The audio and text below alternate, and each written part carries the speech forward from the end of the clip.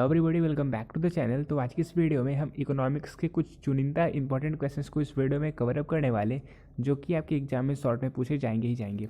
ठीक है, और ऐसा मैं इसलिए कह रहा हूँ क्योंकि ये सारे क्वेश्चंस एक बार आपके एग्जाम में ऑलरेडी पूछे जा चुके हैं, आपके मॉडल पेपर में ऑलरेडी पूछे जा चुके हैं। ठीक है, और उन्हीं सारे क्वेश्चंस को हम इस वीडियो में कवर अप करने वाले हैं। और मेरा मेन मोटो यही है इस वीडियो को लाने का कि आप उन क्वेश्चंस को देख लो, उन क्वेश्चंस की प्रैक्टिस कर लो जो आपके एग्जाम में डायरेक्टली पूछे जाते हैं। और इस रीजन से ही मैंने आपको नोट्स एक दिन पहले, कुछ टाइम पहले शेयर कर दिया। सारे नोट्स को मैंने आपके साथ शेयर कर दिया, माइक्रो के भी और माइक्रो कंप्लीट चैप्टर के, ताकि आपके पास नोट्स अवेलेबल रहे। और इसके बाद मैं आपको उन क्वेश्चंस की प्रैक्टिस करवा दूं जो कि पिछले कुछ सालों में पूछे गए हैं, पिछले कुछ सालों के मॉडल पेपर में पूछे गए, ताकि आप ये जान लो, पैटर्न जानो कि किस तरह के क्वेश्चंस आपको फाइनल एग्जाम में मिलेंगे।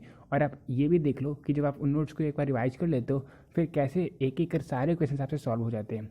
ठीक है, तो ये जो कंप्लीट रिवीजन वीडियो मैंने अपलोड किया, सबसे पहले आपको वो कंप्लीट कर लेना है, आपको चैप्टर वाइज रिवीजन कंप्लीट कर लेना है। और मैंने इस रीजन से आपके साथ माइंड मैप की पीडीएफ भी शेयर किया था, तो उसे डाउनलोड करके रिवीजन करते रहो। सबसे इंपॉर्टेंट रिवीजन है। और इसके बाद अगर टाइम मिलता है आपके पास, तो फिर आप इन मॉडल पेपर के क्वेश्चंस की प्रैक्टिस करो। ठीक है, देखो कुछ चुनिंदा क्वेश्चंस है, कुछ इंपॉर्टेंट क्वेश्चंस हैं जो आपके मॉडल पेपर में पूछे गए थे, और इनमें से ही आपके फाइनल एग्जाम में भी क्वेश्चंस पूछे जाएंगे ही जाएंगे। ठीक है, हम उन सारे क्वेश्चंस को भी इस वीडियो में देखते हैं।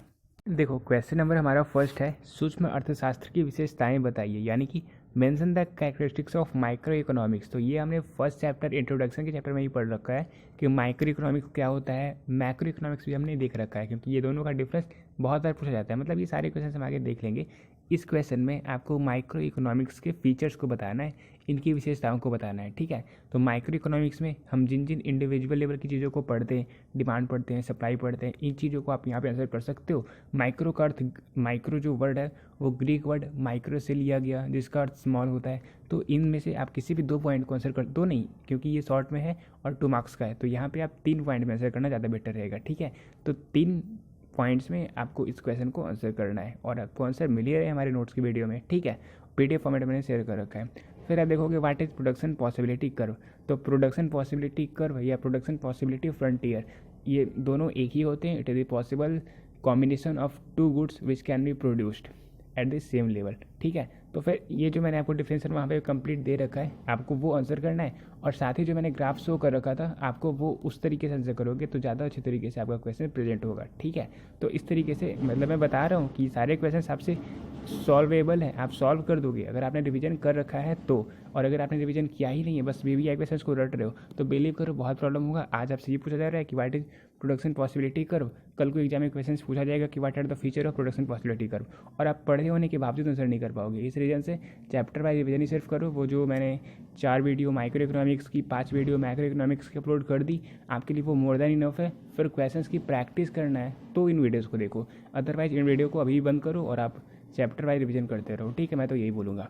फिर देखो, आपका जो नेक्स्ट क्वेश्चन है वो है व्हाट इज इंडिफरेंस मैप। तो इंडिफरेंस मैप भी हमने माइक्रो इकोनॉमिक्स के सेकंड वीडियो में, सेकंड यूनिट के वीडियो में कंप्लीट कर लिया। वहाँ भी मैंने कंप्लीट आपको बता रखा था इसके डिफरेंस। ठीक है, तो यहाँ देखो कि क्वेश्चन नंबर 4 है, what is the difference between desire and demand. तो डिजायर हम एक शॉर्ट टर्म है, और जो डिमांड है वो एक ब्रॉडर टर्म है।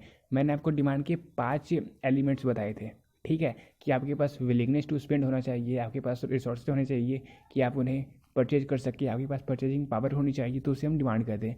लेकिन डिजायर में ज़रूरी नहीं है कि आप के पास परचेजिंग पावर हो ही, तो इस तरीके से आप एग्जाम में आंसर कर सकते हो। ठीक है, फिर देखते हो आप क्वेश्चन नंबर 5 है, what is statutory liquidity ratio. तो एसएलआर क्या होता है, ये भी हमने ऑलरेडी कवर कर रखा है। और फिर इसके बाद आप देखोगे question number 6, right any 4 factors affecting the price elasticity of demand. तो ऐसे कई सारे फैक्टर्स को हमने ऑलरेडी कवर कर रखा है जो प्राइस इलास्टिसिटी ऑफ डिमांड को अफेक्ट करते हैं। तो आप किन्हीं भी 4 फैक्टर्स को यहाँ पे आंसर कर सकते हो। फिर आप देखोगे marginal propensity to consume and marginal propensity to save are equal, calculate the value of multiplier. तो जो मल्टीप्लायर का फॉर्मूला मैंने आपको मैक्रो इकोनॉमिक्स की नोट्स की वीडियो में शेयर कर रखा है, आप वही आंसर कर दो ना यहाँ पे। ठीक है, फिर इसके बाद आप 8 नंबर क्वेश्चन है, डिफाइन इन्फ्लेशनरी गैप। तो ये भी हमने मैक्रो इकोनॉमिक्स के चैप्टर में ऑलरेडी पढ़ रखा है, 3rd यूनिट में हमने पढ़ रखा है। ठीक है, तो आप वहाँ पे आपको नोट्स मिल जाएंगे, वहाँ से आप आंसर कर सकते हो। फिर नेक्स्ट क्वेश्चन है, क्वेश्चन नंबर 9 है, व्हाट इज मॉनेटरी पॉलिसी। तो मॉनेटरी पॉलिसी क्या होता है, यानी कि मौद्रिक नीति क्या है, ये आपको सिंपली इस क्वेश्चन में आंसर करना है। ठीक है, मेरे कहने का मतलब ये है, मैं कहना आपको ये चाहता हूँ, मैं यहाँ पे आपको ऐसा नहीं है कि मैं आपको सारे क्वेश्चन के आंसर प्रोवाइड कर रहा हूँ, या फिर ये कह रहा हूँ कि ये क्वेश्चन एग्जाम में आएंगे ही आएंगे, इसे ही रट लो। मैं ये कह रहा हूँ कि ये जो क्वेश्चंस है ये सारे क्वेश्चंस बिहार बोर्ड ने जो अपने मॉडल पेपर को पब्लिश किया था तो उस टाइम इन क्वेश्चंस को इंक्लूड किया था, ठीक है। और मैंने आपके साथ रिवीजन नोट्स शेयर कर दिया, ठीक है। तो फिर जब आप रिवीजन नोट्स को एक बार रिवाइज कर लेते हो, कंप्लीट कॉन्सेप्ट्स आप एक बार रिवाइज कर लेते हो, तो फिर आपके पास तो कॉन्फिडेंस बिल्डअप होता है कि अब मैं सारे क्वेश्चंस को सॉल्व कर सकता हूँ। फिर आप चाहते हो कि मैं और क्वेश्चंस की प्रैक्टिस करूँ, एटलीस्ट देख तो सकूँ कि जो पैटर्न बिहार बोर्ड का है उस पैटर्न के अकॉर्डिंग हमने पढ़ा या नहीं पढ़ा। इस रीज़न से मैं इस वीडियो को लेकर आया हूँ। अगर आपको लग रहा है कि मैं बस सॉल्यूशन बताता रहूँ और ये बोल दूँ कि ये भी या ये रट लो वट लो, तो वैसा कुछ नहीं है। मैं इसलिए इस वीडियो को लेकर आया हूँ ताकि आप बहुत सारे क्वेश्चंस की प्रैक्टिस कर लो जो कि बिहार बोर्ड के एग्जाम के पैटर्न पे है और फिर जो ऑलरेडी मॉडल पेपर में और कई बार आपके प्रीवियस ईयर क्वेश्चन पेपर में पूछे जा चुके हैं, ठीक है।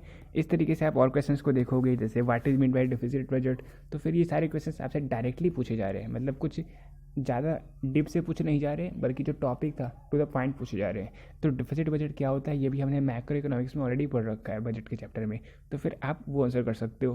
फिर 11 नंबर क्वेश्चन है डिफाइन रेवेन्यू एक्सपेंडिचर। देखो कितना सिंपल सा क्वेश्चन है, रेवेन्यू एक्सपेंडिचर क्या होता है आपको ये आंसर करना है, ठीक है। फिर आप देखोगे क्वेश्चन नंबर 12 है state two sources of supply of foreign exchange. तो फॉरेन एक्सचेंज मार्केट जहाँ हमने, और मतलब एक और चैप्टर था बैलेंस ऑफ पेमेंट, ये दो चैप्टर हमने मैक्रो इकोनॉमिक्स के लास्ट यूनिट में पढ़ा था और वहाँ मैंने इसके कंप्लीट नोट्स को शेयर कर दिया, तो आप इनके सोर्सेज को यहाँ पे आंसर कर सकते हो, ठीक है। फिर आप देखोगे क्वेश्चन नंबर 13 है what is mean by balance of payment. देखो बिल्कुल डायरेक्टली ये क्वेश्चन पूछा गया कि बैलेंस ऑफ पेमेंट क्या होता है। मतलब ऐसे क्वेश्चन को आप देखते हो तो आपका कॉन्फिडेंस और बिल्डअप होता है, और आपको ये पता होना चाहिए कि आपको 30 में से सिर्फ 15 क्वेश्चन को ही सॉल्व करना है। और जब ऐसे ऐसे क्वेश्चन पूछे जाएंगे फिर बताओ कोई रीज़न बचता ही नहीं है कि आप सब्जेक्टिव में आउट ऑफ 30 शॉर्ट में आप 30 सॉल्व ना कर पाओ, ठीक है। लॉन्ग क्वेश्चन को हम थोड़ी देर में बाद में देखेंगे। फिर आप देखते हो क्वेश्चन नंबर 14 है which two transactions determine balance of trade. तो बैलेंस ऑफ ट्रेड में आप देखोगे कि हम कौन कौन से आइटम्स को, कौन कौन से ट्रांजेक्शन्स को वहाँ पे रिकॉर्ड करते हैं, ठीक है। तो फिर इस तरीके से आप इस क्वेश्चन को, उस नोट्स को प्रिफर करोगे, या फिर आपने अगर याद कर लिया होगा तो फिर आप आंसर कर दोगे, ठीक है। फिर आप देखते हो कि क्रेडिट कार्ड क्या होता है। इसके बाद नेक्स्ट क्वेश्चन है हमारा who creates credit in the economy. तो अर्थव्यवस्था में साख निर्माण कौन करता है। ये सारे क्वेश्चन आपसे एग्जाम में पूछे जाते हैं। फिर 17 नंबर क्वेश्चन है state any two functions of money. तो मनी क्या क्या फंक्शंस हैं ये आपको आंसर करना है। लगभग 4 से 5 पॉइंट को मैंने बताया था, किसी भी 2 पॉइंट को, किसी भी 2 फंक्शन को आप आंसर कर देना। फिर क्वेश्चन नंबर 18 है हाउ GNP यानी कि gross national product is calculated. तो इसका क्या फॉर्मूला है ये आप यहाँ पे आंसर कर दोगे। इसके बाद क्वेश्चन नंबर 19 है what is the difference between private income and personal income.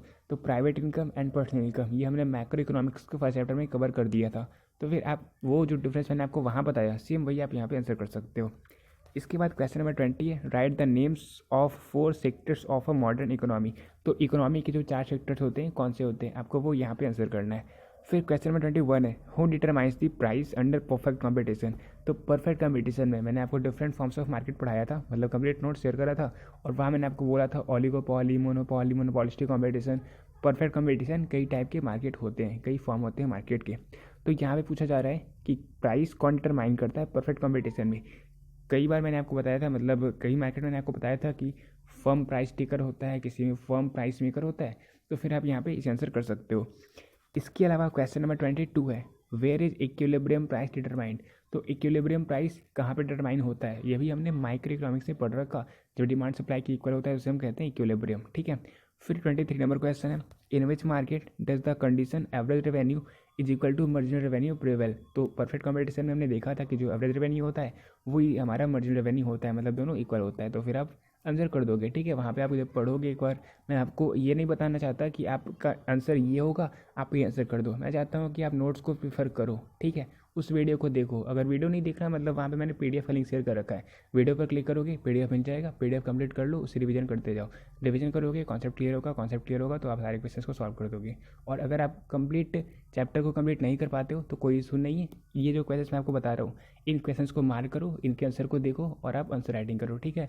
Paper खुद से प्रेजेंट करो, पेपर खुद से प्रेजेंट करोगे तो आपकी एटलीस्ट आदत बनेगी कि किस तरीके से हमें आंसर को प्रेजेंट करना है वहाँ पे अपने फाइनल एग्जाम में, एग्जाम सेंटर पे। और जब ऐसा आप कर दोगे तो जो नर्वसनेस है वो ऑटोमेटिकली आपका कम हो जाएगा, कॉन्फिडेंस धीरे धीरे बिल्डअप होने लगेगा, ठीक है। तो फिर जो क्वेश्चंस यहाँ पे करवा रहा हूँ एटलीस्ट इन क्वेश्चंस की प्रैक्टिस कर लो, क्योंकि इनमें से ही क्वेश्चंस आपको मिलेंगे ही मिलेंगे, ठीक है, ये मैं जानता हूँ। अब मैं इसलिए आपको बोलता हूँ कि आप कंप्लीट चीज़ों को पढ़ो, क्योंकि मैं चाहता हूँ कि आप सारे क्वेश्चंस को बिल्कुल अच्छे से फुल कॉन्फिडेंस के साथ सॉल्व कर पाओ, क्योंकि अगर आप वैसा कर पाते हो तो फिर ऐसा कोई क्वेश्चन नहीं होगा जो आप सॉल्व नहीं कर पाते हो, और फिर आप फर्स्ट रैंक भी ला सकते हो। लेकिन फर्स्ट रैंक नहीं लाना है, आपको अच्छे मार्क्स सिक्योर करना है, तो फिर ये सारे जो क्वेश्चन है इनके आंसर को नोट डाउन करो और वही याद कर लो और वही एग्जाम आंसर कर देना, ठीक है। फिर आप देखोगे नेक्स्ट क्वेश्चन को, क्वेश्चन नंबर 24 है, mention the 4 factors which influence the elasticity of supply. तो कौन कौन से फैक्टर हैं जो इलास्टिसिटी ऑफ सप्लाई को इन्फ्लुएंस करते हैं, मतलब कौन कौन से फैक्टर है जो इन्हें अफेक्ट करते हैं, आपको ये यहाँ पे आंसर करना है। तो हमने सप्लाई के चैप्टर में कंप्लीट करवा रखा है। फिर आप देखोगे give one reason for rightward shift in supply curve.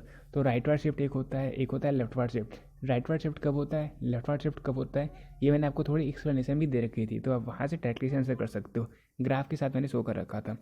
फिर देखोगे क्वेश्चन में 26 है, what type of shapes do average revenue and marginal revenue curves under perfect competition. तो परफेक्ट कॉम्पिटिशन में एवरेज रेवेन्यू मार्जिनल रेवेन्यू के इक्वल होता है, तो वो जो शेप है आप सीधा दिखा दोगे, ठीक है, मैंने ग्राफ शो कर रखा है वहाँ पे।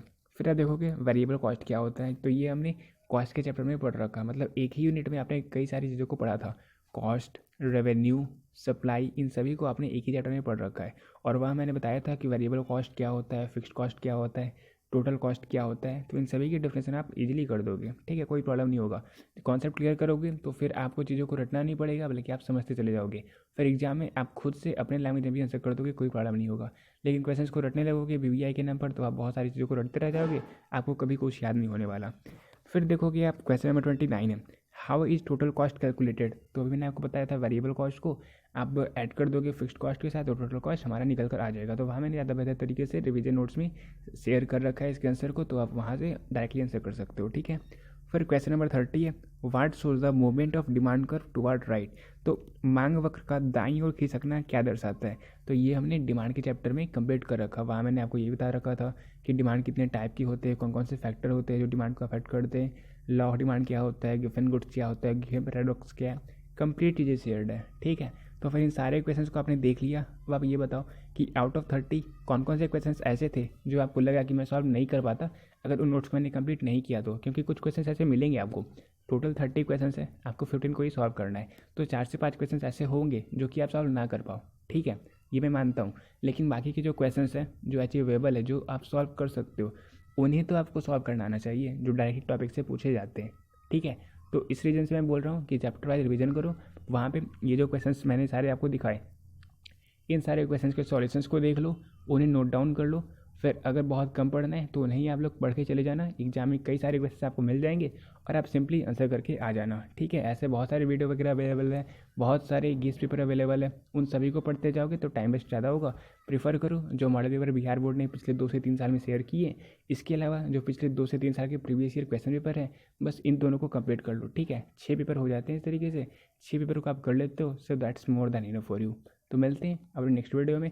उम्मीद करता हूँ इस वीडियो में आपको मेन पता चला होगा पॉइंट कि आपको करना क्या है, ठीक है। तो फिर मिलते हैं नेक्स्ट वीडियो में, तब तक के लिए पीस आउट।